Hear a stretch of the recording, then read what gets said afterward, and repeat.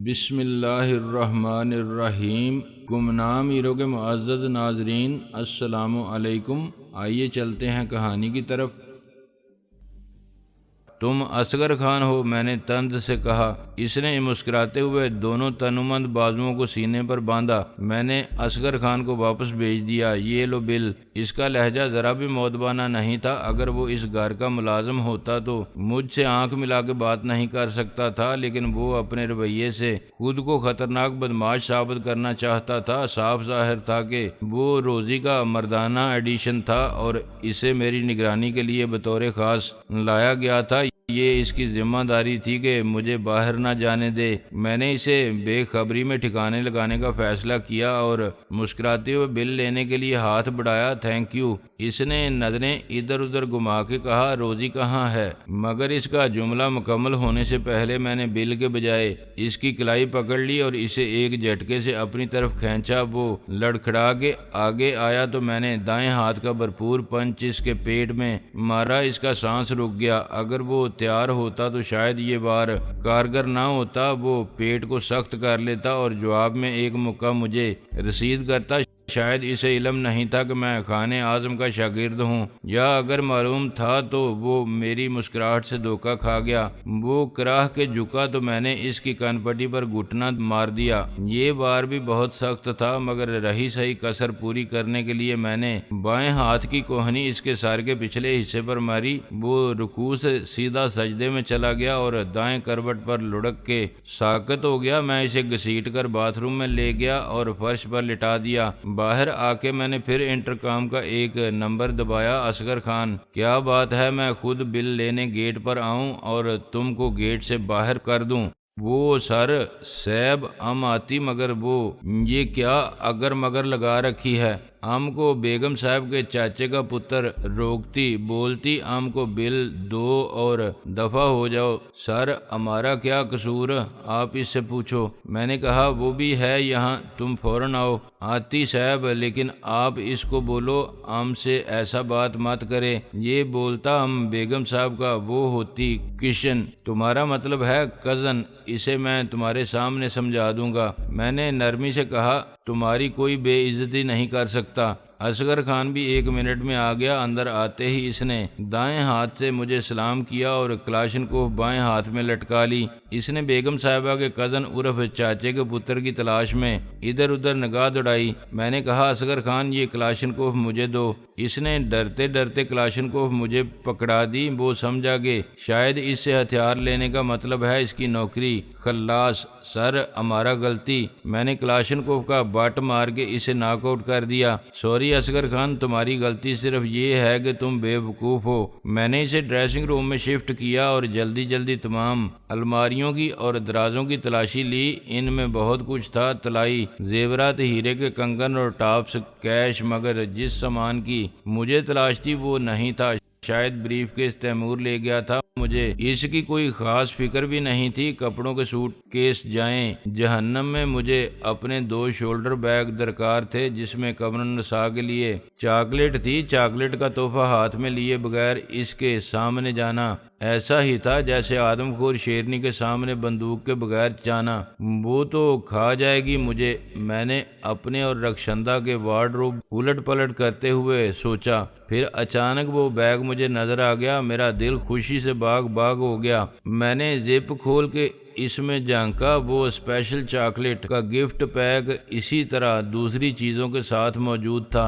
غالباً رکشی نے بیگ کھول کے نہیں دیکھا تھا، یا چاکلیٹ کا پیکٹ اسے نظر نہیں آیا تھا۔ یہ بھی ہو سکتا تھا کہ اسے چاکلیٹ پسند ہی نہ ہو۔ پھر بھی یہ حیرانی کی بات تھی کہ اس نے تجسس کے ہاتھوں مجبور ہو کے بھی اس گفٹ پیک کو کھولنے کی ضرورت محسوس نہیں کی تھی، اور نہ یہ جاننے کی آخر یہ چاکلیٹ کس کے لیے لائے گئے تھے۔ کیا خود شاہ عالم بھی چاکلیٹ لاتا رہتا تھا، اور وہ بھی اتنی مقدار میں 7 سمندر پار سے؟ مزید یہ کہ بیگ میں بہت سی چیزیں میری ذاتی پسند کی مظہر تھیں۔ مثلاً اس میں جان اسٹین بیگ کا شہرہ آفاق ناول تھا۔ سونے سے پہلے مجھے کچھ پڑھنے کی عادت تھی۔ اس کے چند صفحات ہر رات پڑھنے کے بعد میں جہاں سے چھوڑتا تھا اس صفحے کا نیچے والا کونا موڑ دیتا تھا۔ کیا شاہ عالم کا ذوق بھی اتنا ہی ادب پرستانہ تھا؟ بیگ میں اجلے سفید رومالوں کا ایک پیکٹ تھا۔ میں ہمیشہ سفید رومال استعمال کرتا تھا جو چندہ بناتی اور دھوتی تھی۔ اس نے ہر رومال کے ایک کونے پر میرے نام کا مونوگرام بھی اتنی مہارت سے کاٹ رکھا تھا کہ پرنٹ معلوم ہوتا تھا۔ یہ NA کا مونوگرام ایک نظر میں M پڑا جاتا تھا۔ جب میں باہر جاتا تھا تو ایسے کم سے کم 1 درجن رومال میرے ساتھ ہوتے تھے۔ ان میں سے نصف ہی واپس آتے تھے اور وہ بھی استعمال شدہ، باقی میں گم کر دیتا تھا۔ میرے اور چندہ کے درمیان یہ بھی جنگ کا ایک سبب تھا اور اس کا خیال تھا کہ گم وہی چیز ہوتی ہے جس کی آدمی کے نزدیک قدر و قیمت نہ ہو۔ جو چیز عزیز ہو اسے وہ سنبھال کے رکھتا ہے۔ کیا رکشی نے یہ رومال اور میرا NA کا مونوگرام بھی نہیں دیکھے تھے؟ خیر رکشی باڑ میں جائے، اس نے کچھ دیکھا تھا تو کیا اور نہیں دیکھا تھا تو کیا، اتنا تو میں سمجھ ہی گیا تھا کہ اس نے مجھے لا علمی یا بے خبری میں شاہ عالم تسلیم نہیں کیا ہے۔ اسے معلوم ہوگا یا پتہ چل گیا ہوگا کہ میں شاہ عالم کا نقش ثانی ضرور ہوں مگر شاہ عالم نہیں ہوں۔ کیا اسے یہ بھی علم ہوگا کہ میں ناصر عظیم ہوں؟ میں نے باہر آتے ہوئے سوچا۔ اب مجھے باہر جانے میں کوئی ڈر محسوس نہیں ہوتا تھا۔ میری نگرانی کے لیے رکھے جانے والی ببول کے کانٹے سے زیادہ سخت، پر آزار اور بدصورت روزی اور رکشی کے کزن اور چوکیدار کو میں نے ان کی ذمہ داری سے سبکدوش کر دیا تھا اور وہ اپنی اپنی جگہ آرام سے لیٹے ہوئے تھے۔ فرق صرف یہ تھا کہ روزی کو یوم حساب سے پہلے نہیں اٹھنا تھا۔ باقی 2 کے بارے میں میرا اندازہ تھا کہ وہ 1-2 گھنٹے بعد ہوش میں آ جائیں گے۔ اصغر خان کو مجھے مجبوراً ناک آؤٹ کرنا پڑا تھا، ورنہ وہ فرد شناس اور تابعدار شخص تھا۔ شاید وہ مجھے باہر جانے سے نہ روکتا۔ میں اس سے پوچھ نہیں سکتا تھا کہ بیگم صاحبہ نے میرے بارے میں کیا احکامات صادر فرمائے ہیں، کیا مجھے باہر جانے کی اجازت ہے۔ وہ کلاشنکوف اٹھا کے میری راہ میں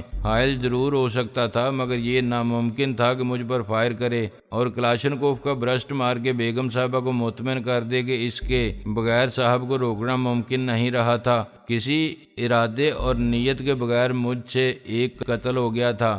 رخشندہ خود اپنے پھیلائے ہوئے جال میں پھنس گئی تھی۔ اس نے میری حفاظت کے لیے ایک عورت اور ایک مرد کی خدمات حاصل کی تھیں جو اپنی دانست میں بدماش تھے۔ ممکن ہے ان کا مجرمانہ ریکارڈ انہیں ایسا ہی ثابت کرتا ہو اور وہ ایک دوسرے کے ساتھی بھی ہوں، لیکن رخشندہ نے گھر کے اندر ان کی موجودگی کو جواز عطا کرنے کے لیے ان سے رشتہ جوڑ کے اپنی کم عقلی کا ثبوت دیا تھا۔ اس بدصورت، بدتمیز اور بد کردار شخص کو رخشندہ جیسی حسین، جمیل، مہذب اور معزز عورت کا کزن سمجھنا ایسا ہی تھا جیسے گلی کے کتے کو پالتو ہرنی کے چاچے دا پتر سمجھنا۔ یہ احمقانہ بات تو اصغر خان کے ذہن نے بھی قبول نہیں کی تھی۔ روزی کی لاش دریافت کر لینے کے بعد یقیناً رکشی مشکل میں پڑے گی مگر مجھے یقین تھا کہ اس کا کزن مناسب انعام و اکرام کے بدلے میں اس کی یہ مشکل آسان کر دے گا۔ آگے کزن کی مرضی کہ وہ انعام پر ہی اکتفا کرتا ہے یا اکرام پر، یا دونوں لے کر بھی قناعت اختیار نہیں کرتا اور اپنی کزن کو بلیک میل کر کے مستقل فائدہ اٹھانے کی سوچتا ہے۔ کلاشن کو ہاتھ میں پکڑ کے اور بیگ کندھے پر لٹکا کے اپنے ہی گھر میں پھرنا بڑی بے وقوفی ہوتی۔ مجھے کسی ہتھیار کی ضرورت بھی تھی تاکہ اور کوئی کزن مل جائے تو میں اس سے اسی کی زبان میں بات کر سکوں، لیکن یہ ہتھیار میں ریوالور کی طرح جیب میں نہیں ڈال سکتا تھا اور چھپا کے بھی نہیں لے جا سکتا تھا۔ میں نے خدا پر اور خدا کے دیے ہوئے 2 ہاتھوں پر بھروسہ کرتے ہوئے نہایت احتیاط اور عقل مندی سے کام لیتے ہوئے کلاشنکوف پر سے اپنے فنگر پرنٹ صاف کیے اور کمرے سے باہر آ گیا۔ ابھی میرے پاس 15-20 منٹ تھے۔ میں نے شاہ عالم کے گھر کا معائنہ فرمایا، ایک بیڈ روم سے دوسرے بیڈ روم میں گیا، پھر ڈرائنگ روم، لاؤنج اور اسٹڈی کا جائزہ لیا۔ یہ شاہ عالم کا آفس بھی تھا۔ مجھے یہاں سے اپنے مطلب کا بہت سا مواد مل سکتا تھا مگر مجھے کوئی جلدی نہیں تھی۔ میں نے کوئی چیز چھونا یا اٹھانا مناسب نہیں سمجھا۔ میں اسٹڈی سے باہر آیا تھا جب میں نے لال، نیلے، پیلے، ہرے، تمام شوخ رنگوں کے پھولوں والے کپڑوں میں لپٹی ہوئی 5 فٹ چمبیلی کو دیکھا۔ وہ دبلی پتلی اور تیکھے نکوش والی عورت تھی۔ اسے خوبصورت یقیناً نہیں سمجھا جا سکتا تھا، مگر اس کے سانولے رنگ میں، اس کے انداز کی شوخی اور شرارت سے مسکراتی آنکھوں میں بڑی معصوم سی دلکشی ضرور تھی۔ مجھے دیکھ کے وہ ایسے ٹھٹکی جیسے اس نے اسٹڈی میں سے خچر نکلتا دیکھ لیا ہو۔ صاحب جی آپ، میں نے کہا، چمبیلی کپڑے کیوں نہیں پہنے؟ وہ بکھلا گئی۔ جی کپڑے یہ ہیں نا۔ میں نے اسے غور سے دیکھا۔ اچھا یہ کپڑے ہیں، میں تو سمجھا کہ باغ کے سارے پھول توڑ کے گلدستہ بنی پھر رہی ہے۔ وہ منہ دبا کے ہنسی۔ آئیڈیا تو اچھا ہے صاحب جی آپ کا، بیگم صاحبہ کو بھی پسند آئے گا۔ میں نے خفت چھپانے کے لیے کہا، تو کیا کر رہی ہے یہاں؟ اور وہ چھچھوندر کہاں ہے جو تیرا تیل نکالتا ہے؟ وہ دم بخود رہ گئی۔ چھچھوندر میرا تیل؟ ہاں تو نے سنا نہیں، چھچھوندر کے سر میں چمبیلی کا تیل۔ وہ کھی کھی کرتی بھاگی۔ ابھی بتاتی ہوں اسے۔ پھر ایک دم رک کے اس نے مجھ سے پوچھا، آپ کہیں جا رہے ہو صاحب جی؟ چائے لاؤں؟ میں نے کہا ہاں اور نہیں، یہ ہے دونوں سوالوں کا جواب۔ وہ میرے طرز عمل سے جتنی خوش نظر آتی تھی اس سے زیادہ حیران تھی۔ اس کی یہی وجہ ہو سکتی تھی کہ شاہ عالم کا رویہ بھی اس کے ساتھ اتنا ہی مالکانہ ہوگا جتنا رخشندہ کا تھا۔ میں اطمینان سے باہر آ گیا۔ ایک ہونڈا ایکارڈ پورچ میں کھڑی ہوئی تھی اور سائیڈ کی گیلری میں وہ شیراٹ جس کی سروس کا بل مجھے رخشندہ کے کزن نے خود پیش کرنے کی غلطی کی تھی۔ باہر کا باغ اور لان صاف عدم توجہ کا شکار نظر آتے تھے۔ شاہ عالم یہاں ہفتے میں 1 یا 2 بار آتا، اور وہ بھی رات گزارنے کے لیے۔ رخشندہ کوئی گھر سنبھالنے والی عورت نہیں تھی۔ اسے گھر کو سجانے سنوارنے سے زیادہ خود کو بنانے سنوارنے میں دلچسپی تھی۔ باپ معذور نہ ہوتا اور ماں کی آنکھیں بے نور نہ ہوتی تو شاید دنیاوی اعتبار سے ہر کامیابی حاصل کر لینے والے اپنے بیٹے کی خوشیاں سمیٹتے، اس پر ناز کرتے اور عمر کے آخری ایام کی فراغت میں دولت کی ہر آسائش سے لطف اندوز ہوتے۔ لیکن وہ اس محل کے ایک دور افتادہ گوشے میں باعزت طور پر زندگی کے دن پورے کر رہے تھے۔ معذور لوگ بھی احساس مسرت سے بے بہرہ نہیں ہوتے اور خوش رہ سکتے ہیں، مگر ان کی خوشی کے لیے دوسروں کو اپنی مصروف زندگی میں سے وقت نکالنا پڑتا ہے۔ شاہ عالم کے پاس سب کچھ تھا مگر وقت نہیں تھا۔ تھا تو اپنے گھر کے لیے نہیں تھا جس میں اس کے ماں باپ کے علاوہ اس کی بیوی بھی رہنے پر مجبور تھی۔ اگر وہ رشتوں کو احترام اور اہمیت دیتا تو دن کے 24 گھنٹوں میں سے ان کے لیے 24 منٹ ضرور نکال سکتا تھا۔ نہ جانے کیوں آگے جاتے جاتے میں واپس لوٹ گیا۔ میں نے لاؤنج میں نیم دائرہ بنا کے اوپر جانے والے زینے پر قدم رکھا اور ایک اوپن ٹیرس میں طلوع ہوا۔ اس میں بائیں طرف کے کسی بیڈ روم میں سے اب بھی ٹی وی کی آواز آ رہی تھی۔ میں نے اخلاقاً دروازے پر دستک دی اور اندر داخل ہو گیا۔ السلام علیکم میاں جی۔ سلام ماں جی۔ میں نے ایک وہیل چیئر پر ٹی وی کے سامنے بیٹھے ہوئے ضعیف شخص اور بیڈ پر لیٹی ہوئی نحیف و نزار عورت کو مخاطب کر کے کہا۔ کمرہ بہت پرتکلف اور پورا آسائش تھا مگر ان کی تکلیف کے اسباب زیادہ عیاں تھے۔ یہ سب دولت مندی کے اسباب تھے لیکن انہیں محبت میسر نہ تھی۔ بیٹا بے حد مصروف تھا اور بہو ان سے لا تعلق تھی۔ اگر پوتے ہوتے تو شاید وہ اپنی محبت اور شفقت کے سارے خزانے ان پر لٹا کے مسرت حاصل کر لیتے۔ جس وہیل چیئر پر بوڑھا بیٹھا ہوا تھا وہ بہت قیمتی تھی مگر یہ اس کی بے جان ٹانگوں کا نیب البدل نہیں تھی۔ بوڑھی عورت کے لیے ساری دنیا ایک اندھیرے خلا کے سوا کچھ نہیں تھی جس میں وہ صرف اپنے چشم تصور سے ماضی کی پرچھائیاں دیکھ سکتی تھی اور یادوں کے چراغ جلا سکتی تھی۔ میری آواز پر میاں جی ایک دم پلٹے اور ضعیف عورت اٹھ کے بیٹھ گئی۔ میاں جی کی عمر کسی طرح بھی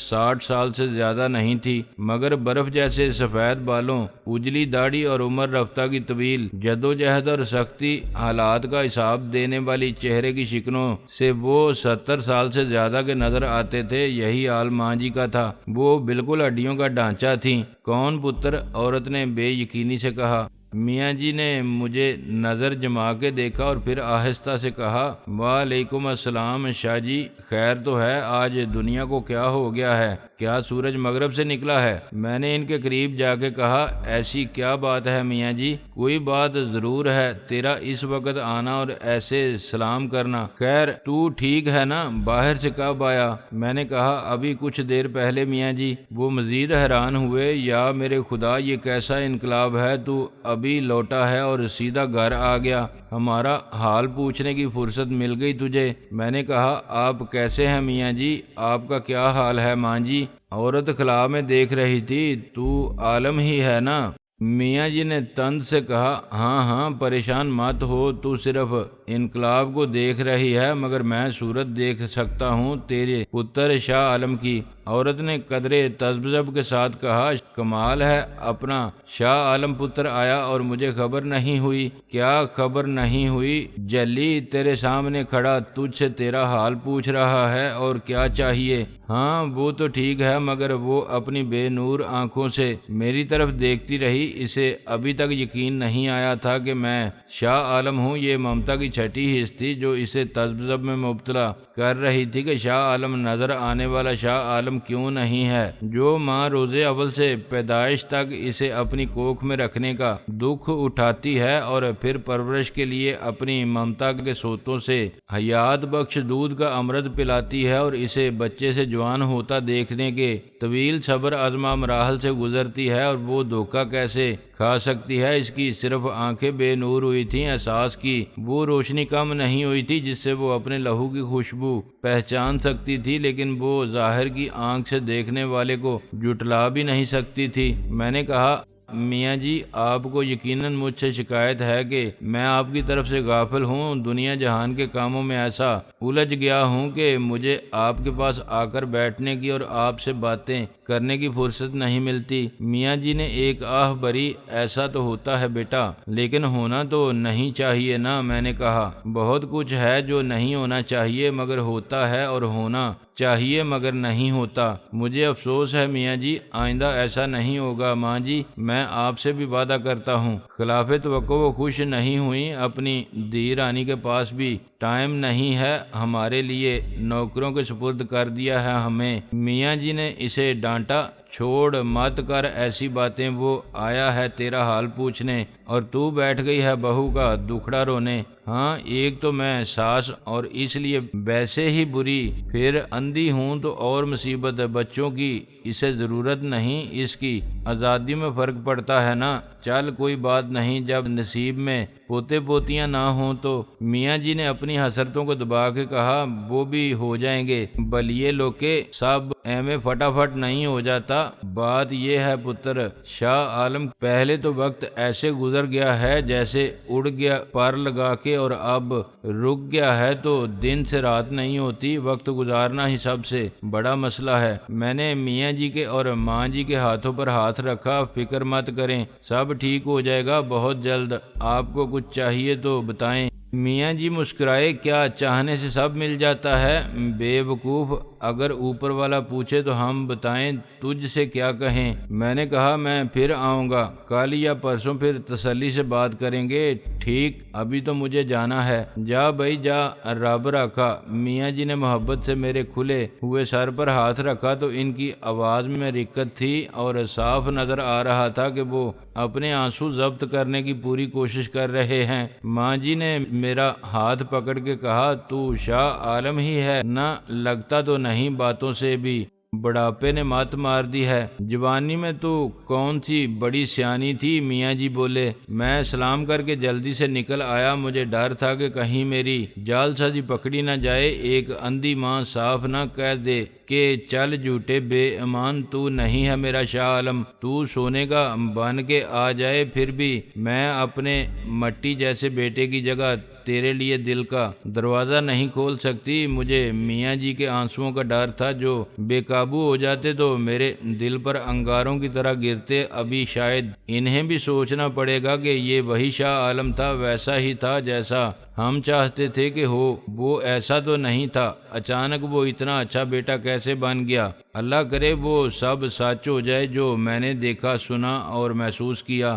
میں گیٹ تک پہنچا تو رات کے 10:30 بجنے والے تھے۔ 25 منٹ پہلے میں نے خان جی کو فون کیا تھا۔ 3 منٹ 29 سیکنڈ گزرنے سے پہلے ہی چندہ کا نمودار ہو جانا اتنا ہی یقینی تھا جتنا میرا ٹھیک وقت پر اس کے استقبال کے لیے باہر موجود ہونا۔ رکشی نے بھی واپسی کے لیے یہی وقت دیا تھا۔ ڈاکٹر آغا اگر 10 بجے کلینک سے روانہ ہوں تو 10:30 بجے پہنچ سکتے ہیں۔ اگر ایک ہی وقت میں اس گیٹ کے سامنے سب کی ملاقات ہو جائے، میں نے سوچا تو کون زیادہ حیران ہوگا؟ رخشندہ مجھے اس طرح گیٹ پر دیکھ کے، چندہ یہ جان کر کہ میں شاہ عالم ہوں اور خیر سے رخشندہ کا شوہر بھی، یا ڈاکٹر آغا یہ سوچ کر کہ رکشی نے ان سے کیوں جھوٹ بولا تھا۔ یہاں تو سب کی یادداشت اپنی جگہ پر ہے، کسی کی یادداشت کہیں نہیں گئی۔ ایک پتھر جیسی چیز میرے سر پر آ کے لگی تو میں اچھلا، مگر وہ پتھر نہیں انڈا تھا۔ اس کی زردی سفیدی میرے بالوں سے بہہ کر کالر کے راستے گردن پر پہنچ گئی۔ میں نے پلٹ کے ایک سائن بورڈ کے سائے کو دیکھا۔ اس کے کچھ فاصلے پر اندھیرے میں کرنل خان کی ٹریکٹر ٹائپ جیپ نظر آ رہی تھی۔ میں نے سائن بورڈ کی اوٹ میں حرکت دیکھی اور پھر ایک سڑے ہوئے پلپلے ٹماٹر کو اپنی ناک اور پیشانی پر لگتے محسوس کیا۔